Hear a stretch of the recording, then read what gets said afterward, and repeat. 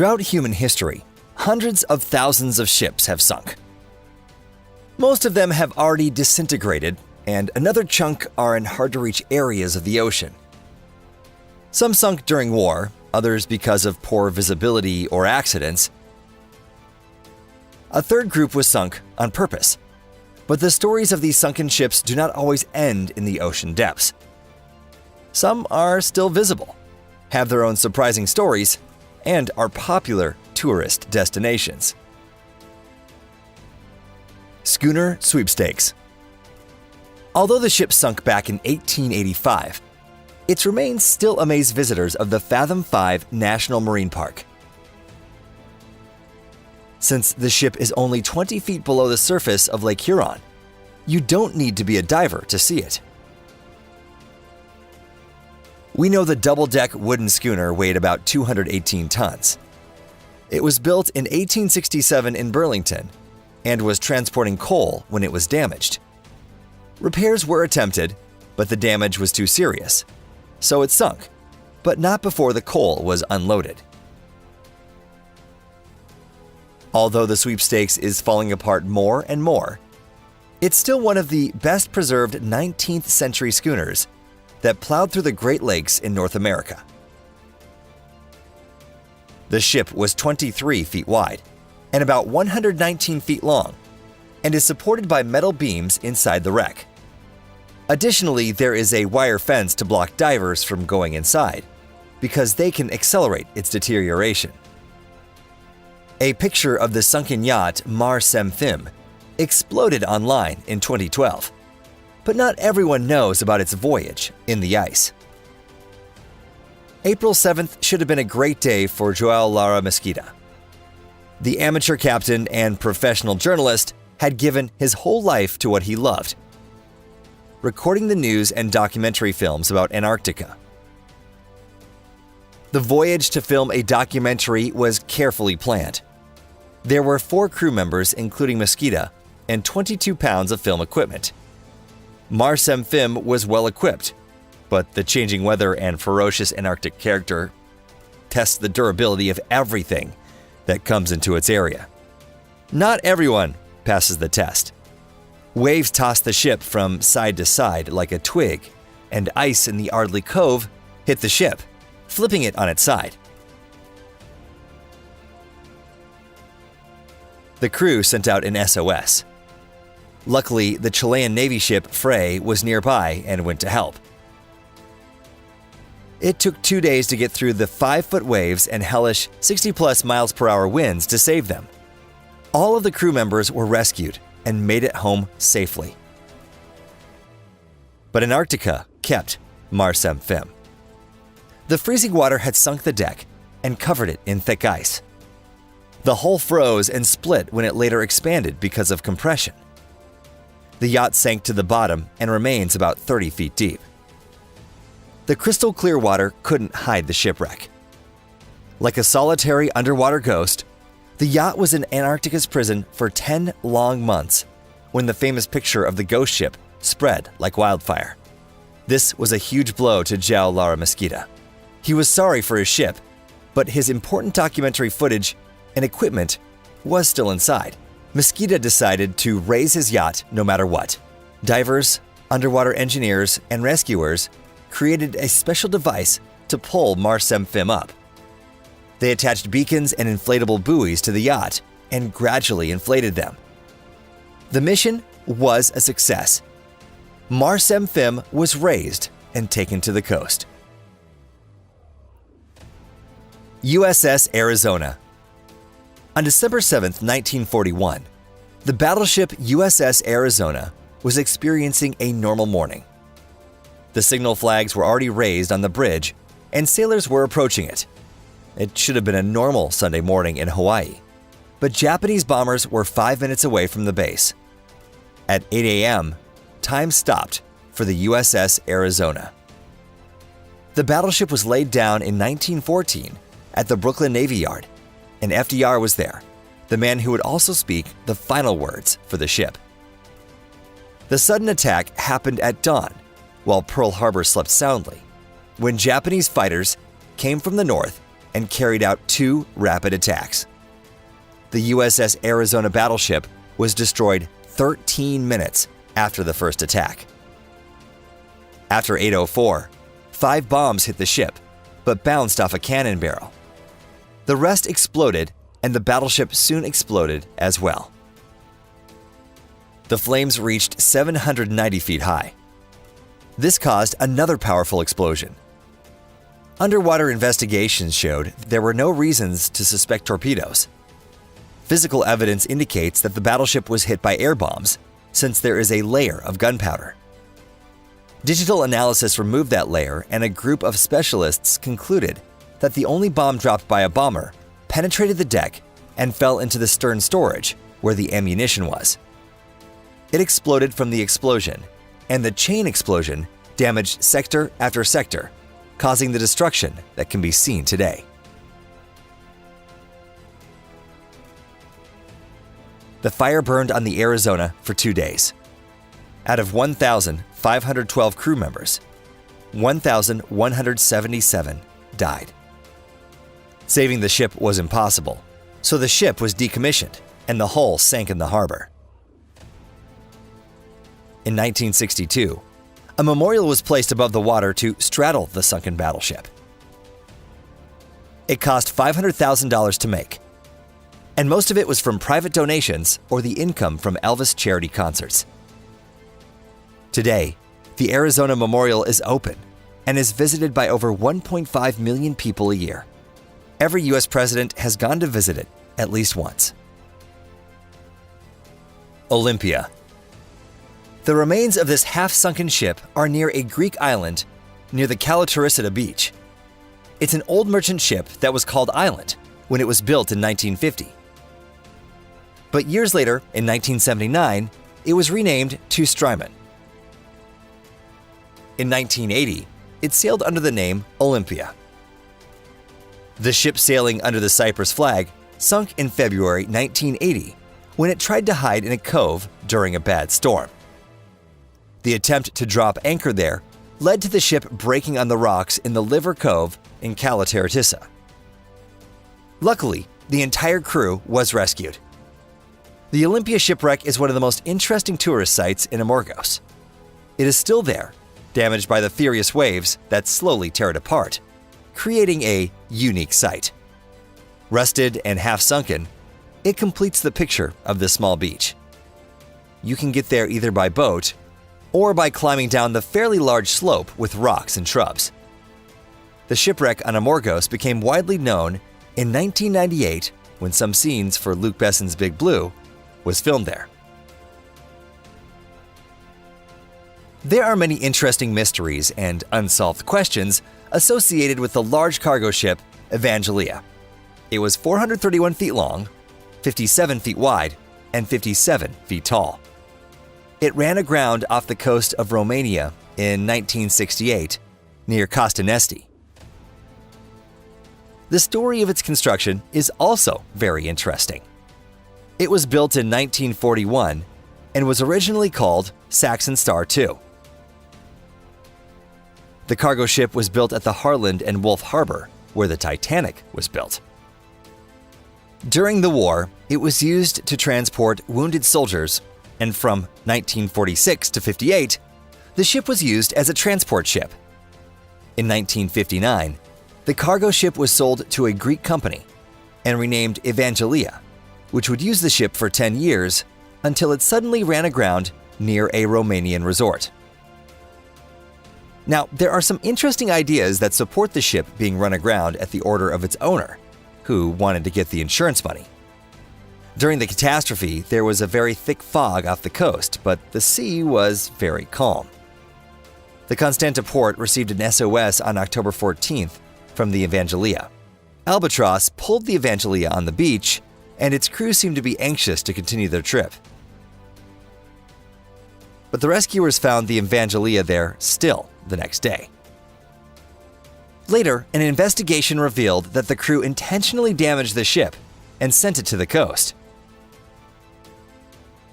It turns out the license to navigate the ship had expired 2 years prior, and the owner convinced the crew to destroy it to get insurance money. After the catastrophe, all the equipment was carefully checked and no failures were found. The enterprising Greeks tried to bribe the Romanian rescuers, but in the end left the ship without the insurance. The ship would remain there for 44 long years before splitting in half because of a strong storm in December 2012. Locals were extremely grateful to the Evangelia's previous owners, since the ship became a huge symbol for Costanesti and draws many tourists to vacation in Romania. The SS America, also known as the American Star, was an ocean liner with an unusual, and without exaggeration, heroic story. Its construction began in 1938, and up until it sank in 1994, it had many names. They include the USS West Point, SS Australis, SS Italis, and SS Alfredos. The liner was laid down at a harbor in Newport News, Virginia. The ship's interior was made quite cozily, and the decor was made with non-rusting steel and ceramics. The ship was launched in 1939, and U.S. First Lady Eleanor Roosevelt was present. The liner didn't serve as a civilian vessel for long. World War II made its adjustments, and the ship was repurposed as a Navy ship. On June 1, 1941, an order was signed to make it a military transport under the name USS West Point. During its service, the ship transported 350,000 soldiers, more than any other ship. And in 1944, it set the record of transporting 9,305 men at once. When it finished its service, it was examined in Newport News, where it was re-equipped to a passenger ship once again and named the SS America. After the war, the ship sailed from New York to Havre to Bremerhaven and was loved by many tourists who sailed on it. Now, in its later years, the ship changed owners many times and sailed many different routes until it was sold for metal scrap in the late 1980s for $2 million. However, after the demolition of the lifeboats, the scrapping was stopped. In February 1993, the ship was resold for its final refitting to a five-star hotel and left the coast of Greece on a tugboat. The tugboat and SS American ran into a storm in the Atlantic, which detached the ships. 6 people went from the tugboat to the liner to reattach it, but they were unsuccessful. 2 more tugboats were called to help, but they also couldn't do anything. The SS America's crew was evacuated by helicopter, and the ship ran aground near the Canaries the next day. The ship split into 2 pieces. By 1996, the stern had finally broken apart and sunk, and the aft was still on the coast, drawing the attention of tourists and photographers. In November 2005, the aft fell to its side. This was because most of the liner was washed away by the ocean. Currently, nothing of the ship remains on the surface. It has all sunk underwater. The vast and unpredictable expanse of the ocean is a formidable force that can easily overwhelm even the sturdiest of vessels. When a dangerous storm brews over the open waters, ships transporting valuable cargo face a perilous journey fraught with challenges and risks. Large and powerful waves can exert tremendous force on a vessel, potentially causing it to roll, pitch, or heave violently. Storms, high seas, and other dangerous weather can make it difficult to maneuver the ship and can put the crew at risk. As dark clouds gather on the horizon and winds begin to howl, sailors brace themselves for the impending chaos that lies ahead. The waves grow in size and intensity, rising like towering giants ready to engulf anything in their path. The ship is tossed and turned, buffeted by the relentless force of nature as it struggles to stay afloat amidst the raging tempest. Seasoned sailors scrutinize the sky, noting the hues and formations of clouds, the direction of the wind, and the behavior of wildlife. Giant waves, some 45 feet high, came rolling into the bay like a herd of stampeding elephants, trampling everything within reach. Many of the ships were caught near the center of the storm and buffeted by extreme seas and hurricane-force winds. Navigating through giant waves during a dangerous storm requires skill, experience, and nerves of steel. Captains must rely on their expertise to steer their vessel through treacherous waters, constantly adjusting course to avoid being swamped by massive swells or capsized by powerful gusts of wind. Navigating stormy seas requires preparation, skill, and the right equipment. The helmsman must maintain a steady course, avoiding overcorrection that could lead to broaching, a perilous situation where the vessel is turned broadside to the waves. In this unforgiving environment, every decision can mean the difference between life and death for both crew members and cargo alike. The crew must work together seamlessly as a well-oiled machine, battling against the elements in a desperate bid to reach their destination safely. Navigating ships during giant waves presents a myriad of challenges for sailors and crew members. One of the main obstacles faced is maintaining stability and control of the vessel amidst the tumultuous waves. The unpredictable nature of giant waves can cause the ship to roll and pitch, leading to potential damage or even capsizing if not managed properly. This remote and treacherous part of the world presents significant challenges for ships attempting to navigate its waters. When encountering rough seas, it is crucial to slow down your vessel to maintain stability and control. A deadly combination of high waves and strong winds can force ships to be driven ashore, causing severe damage and eventually causing the vessel to capsize. Another challenge is ensuring the safety of both the cargo being transported and the crew on board. The violent rocking and swaying of the ship can result in cargo shifting or falling overboard, posing a risk to both the vessel itself and anyone nearby. In addition, crew members must navigate slippery decks and work in hazardous conditions to secure loose items and prevent accidents. When faced with the challenge of rough seas, it is crucial to take appropriate measures to ensure the safety of your vessel and crew.